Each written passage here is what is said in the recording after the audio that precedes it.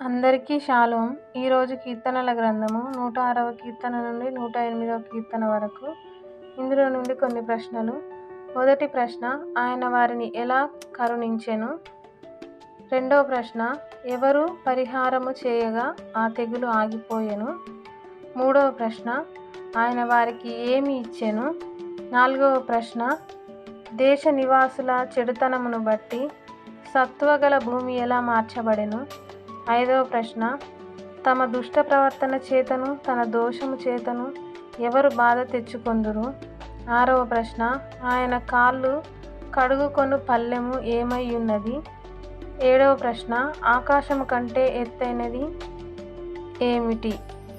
ఈ ప్రశ్నలకు సమాధానాలు తెలిసిన వారు కామెంట్ బాక్స్లో తెలియజేయగలరు. షేర్ చేయండి, సబ్స్క్రైబ్ చేయండి, లైక్ చేయండి.